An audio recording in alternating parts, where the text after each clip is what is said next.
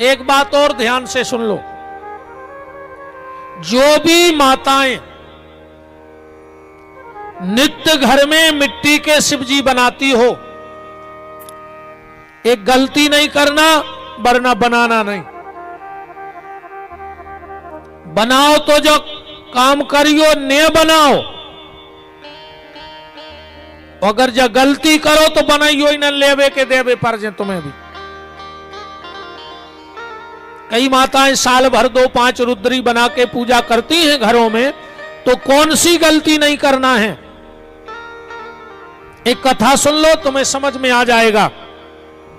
एक बार देव ऋषि नारद राजा जलंधर के पास गए। जलंधर को तो जानते हो कौन है, हम 7वें दिन जन्म की कथा सुनाएंगे जलंधर की। भगवान शिव के क्रोध से प्रकट हुआ था जलंधर, ये 7वें दिन की कथा में आप सुनेंगे। तो राजा जलंधर के यहां गए और जलंधर अपना महल दिखा रहा था नारद जी को। महल दिखाया, नारद जी बोले जलंधर पूरी त्रिलोकी में तेरी शानी का महल किसी के पास नहीं है। जलंधर खुश होगा, शस्त्रागार में ले गया। नारद जी बोले जलंधर इतने अस्त्र शस्त्र तो किसी देवता के पास नहीं है, और खुश होगा। उसने अपना धनागार दिखाया, खजाना। और नारद जी बोले कि तुम्हारे सामने तो कुबेर भी तो पैसा में नहीं है। राजा जलंधर ने जब अपना खजाना दिखाया, नारद ने कहा इतना पैसा तो कुबेर के पास भी नहीं है, तुम कुबेर से आगे निकल गए। और जलंधर बोलो हम देखवे में कैसे लगत।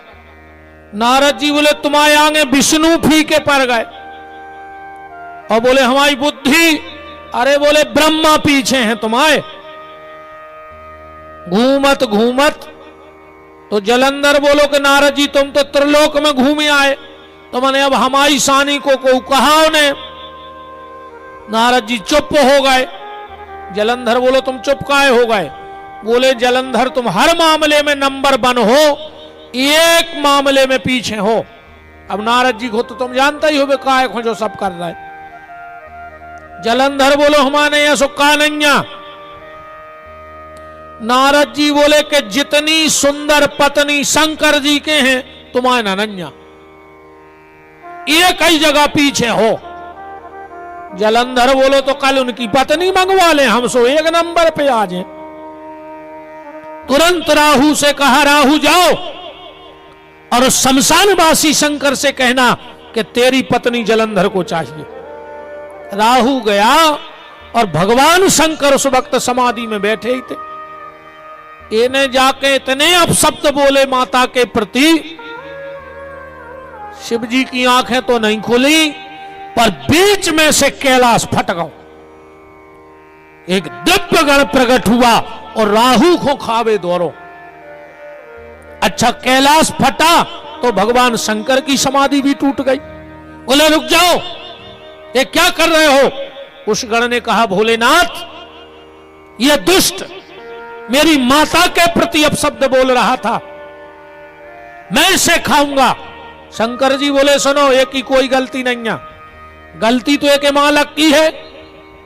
अरे जो तो नौकर है हरवा जो ने कुआई सो ने कह दई, नीति विरोध न मार ही दूता।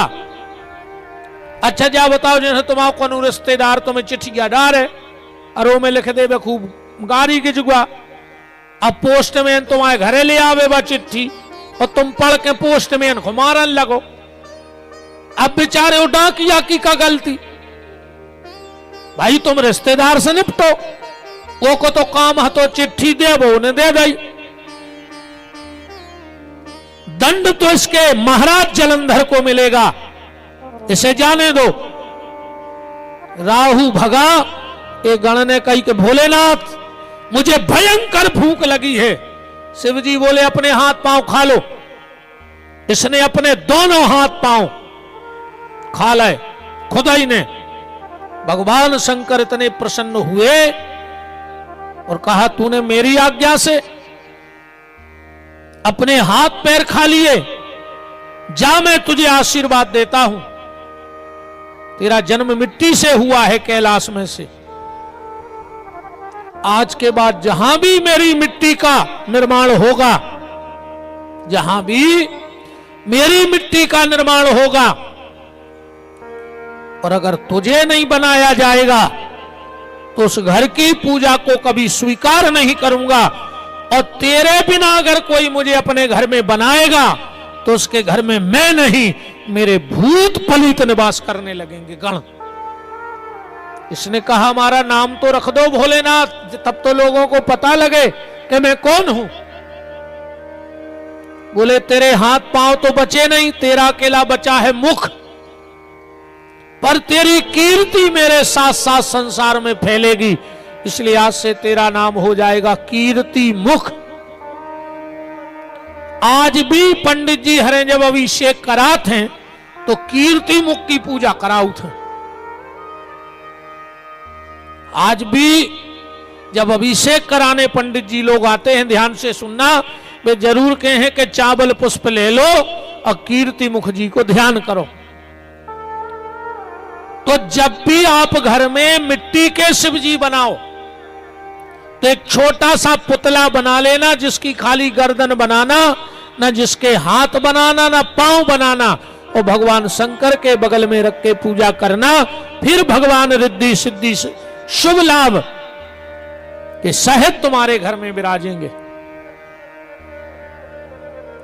तो बिना कीर्ति मुख के मिट्टी के शिव जी नहीं बनते हैं। ये शास्त्र मत, ग्रंथ मत, पुराण मत है।